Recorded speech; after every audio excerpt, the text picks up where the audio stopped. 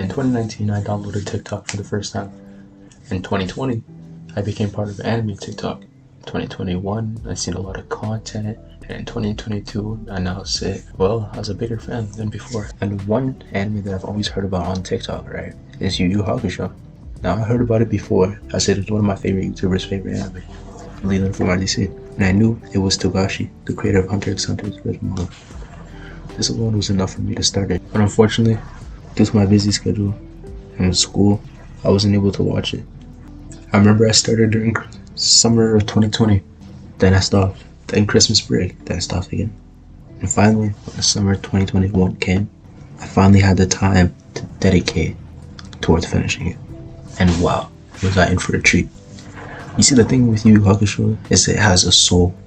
What do I mean? The characters feel real, which is crazy since some are demons. But Togashi, through the design of the characters, the dialogue, and the setting, manages to convey a story that feels like it could be taking place in our real world. The characters look the role.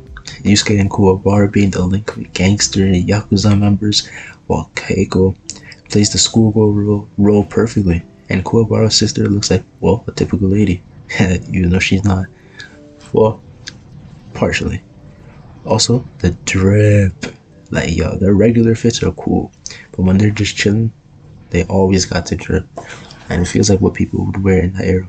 Now, the dialogue was maybe my favorite part. I believe that the dialogue from this anime was maybe the greatest dialogue I've ever heard in any anime. No exaggeration. Now, I was born in 2001, so censorship rules were very different from what they were in the 90s. As a result, we get a character who swears, but not just one, a lot.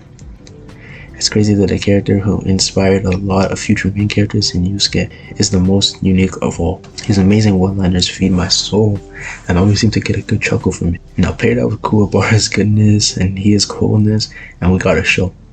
The dialogue from all the characters makes it feel like a real world, and not just one where everything works out if you believe, which is held up by the setting as well. That doesn't try to do too much, but just feels like a casual walk in the streets of a city. All these things make the series feel like there's a real genuinity to it, and that's without getting into the real story. I don't want to spoil much. From the beginning and the event of the first episode and chapter, we learn a lot about Yusuke that we don't really see in other MCs. You see, from this early point, we see that he's flawed, and he also matters to other people, but it also impacts the way Yusuke speaks with the people in his life that he's known forever. So when we're getting more in detail, it doesn't just feel like exposure, it feels like authentic, as this is also Yusuke talking to them for the first time with his new perspective. Also, Yusuke is maybe the only fatherless character where it feels like it's acknowledged and plays a major role in his character. Now, I don't want to spoil too much as I feel everyone should watch the series, but trust me, the series has one of the best cast of characters who all bring a unique aspect to the story, and has quite possibly my favorite sensei in all anime. It also has what is generally considered the best tournament arc, and as someone whose favorite series for the most of his life was, and sometimes is, Dragon Ball.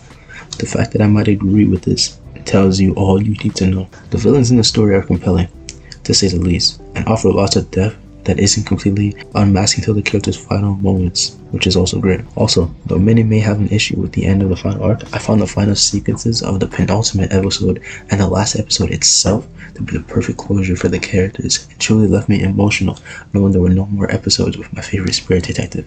As someone who grew up in the 21st century, where people are filled with fear, and most shows are more focused on being merchandisable than anything, it was great to have a taste of what storytelling was like before all that.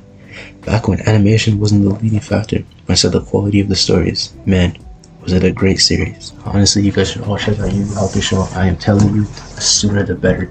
It is truly a show that plays its role, and it is very, very good. I really do hope you guys check it out and you guys enjoy it just as much as I did. Thank you for watching.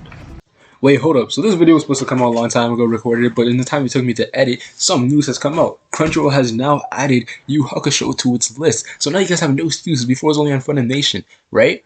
But now it's on Crunchyroll too, so that's another reason why you guys should check it out. Go check it out now. Take care.